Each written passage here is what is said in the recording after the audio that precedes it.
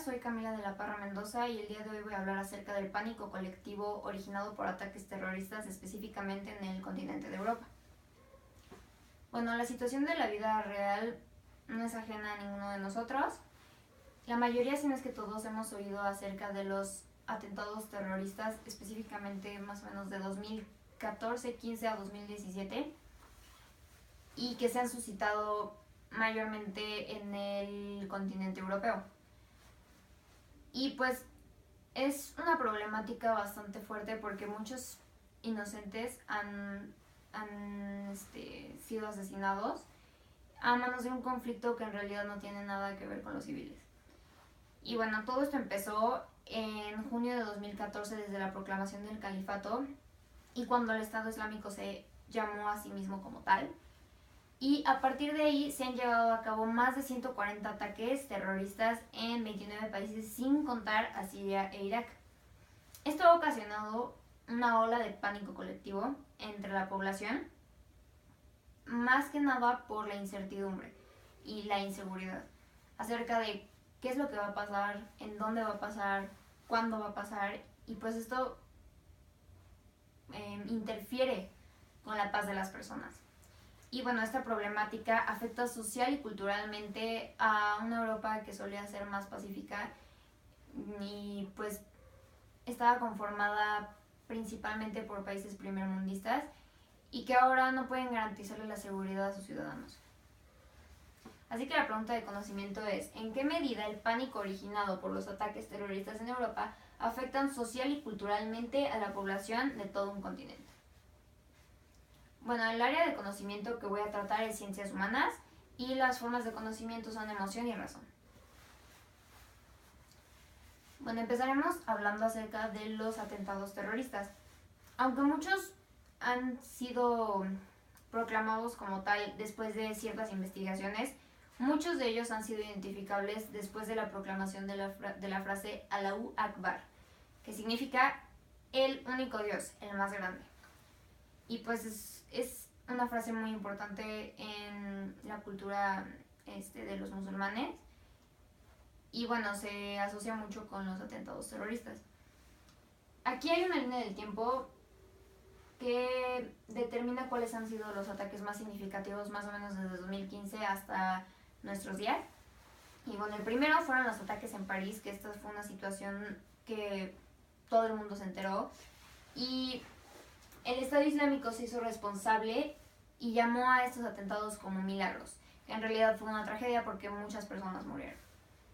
El número 2 es que por lo menos 10 atentados por puñaladas fueron registrados en 2016.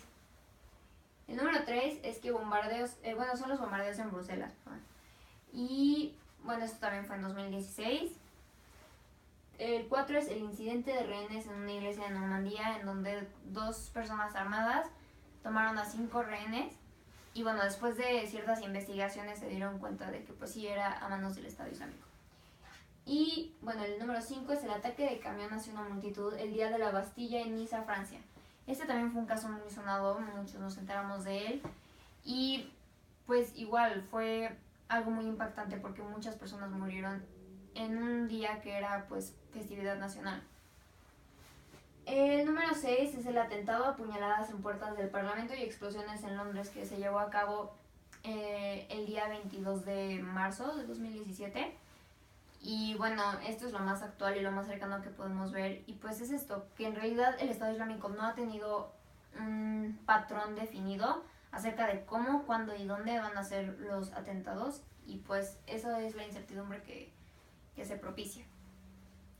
Bueno, el pánico colectivo, que también es llamado mass hysteria, es el miedo sentido por las masas. ¿Y cómo es que este miedo crea una sensación incómoda hacia lo inesperado, hacia lo que no podemos controlar? Es una forma de control y opresión, y el Estado Islámico ha estado usando esta psicología a su favor, pues ha incitado al miedo y al desorden, y de esta manera su imposición ante el mundo ha sido mucho más fuerte.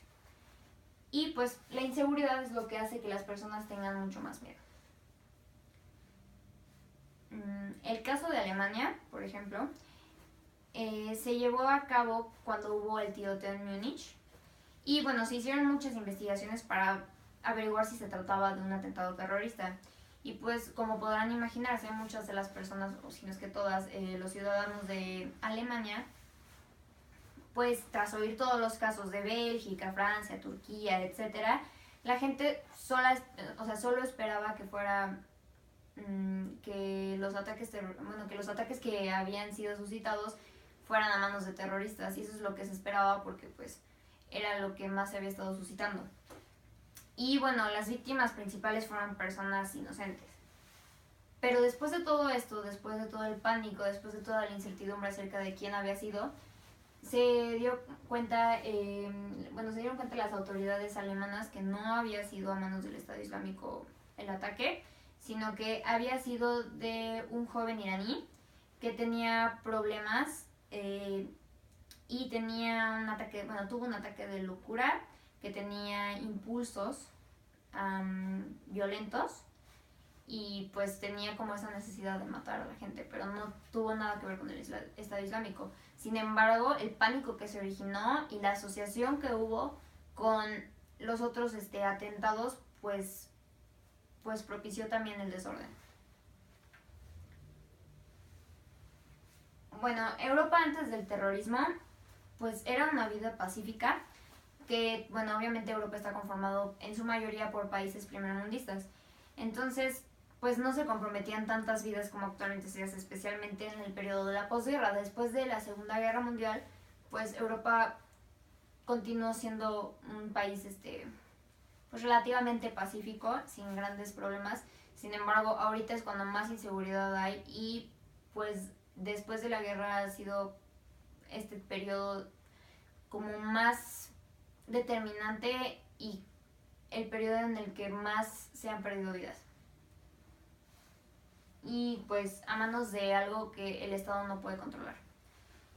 Y bueno, la prosperidad antes en Europa era clave, pero Europa ahora tiene que aprender a vivir con ello, porque pues como les dije, la seguridad está a manos del Estado. Sin embargo, el Estado no puede garantizarlo porque en realidad parece que saliera de la nada estos atentados. Y bueno, los acuerdos internacionales multilaterales para salvaguardar la seguridad pública podría ser un contraejemplo a todo esto. Los estados tienen como una de sus principales prioridades, como les decía, la seguridad de sus ciudadanos. Y la seguridad es un derecho humano. Entonces, cuando nos metemos con los derechos humanos es cuando se tiene que tomar con más seriedad todos los asuntos que se susciten alrededor del mundo. Y pues es fundamental salvaguardar este derecho. Y, por ejemplo, se han firmado ciertas convenciones, ciertos acuerdos en los que los estados han trabajado para que sus ciudadanos tengan mucha mejor seguridad y que pues relativamente la tengan garantizada, aunque en realidad esto no siempre funciona, y lo podemos ver pues con los atentados terroristas. Lo podemos ver con Convención de las Naciones Unidas contra el tráfico ilícito de estupefacientes y sustancias psicotrópicas. Y el siguiente, va más acercado a nuestro tema, que es Convenio Internacional para la Represión de la Financiación del Terrorismo. La Convención de las Naciones Unidas contra la Delincuencia Organizada Transnacional y la Corte Penal Internacional. Este último es un organismo que pues se encarga también de proveer seguridad a los ciudadanos de manera internacional. Y bueno, como conclusión me gustaría tocar ciertos puntos.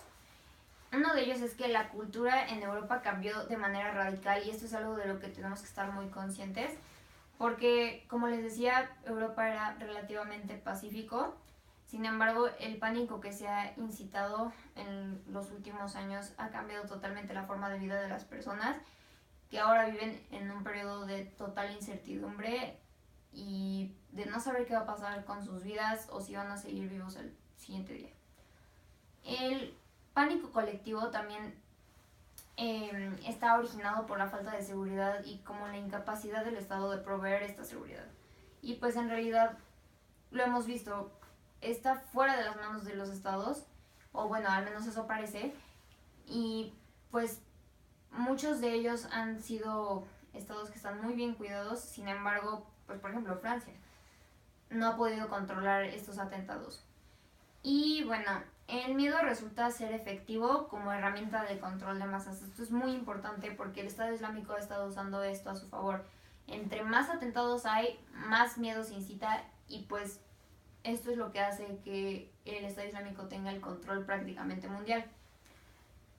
Y bueno, lo que tenemos que reflexionar al final será que si creemos que llegará un punto en el que esto ya solo sea costumbre del día a día, si en realidad no va a haber un fin a todo esto y llegará a un punto en el que la gente de Europa se acostumbra a vivir a esto y viva por siempre en un miedo intolerable. Muchas gracias.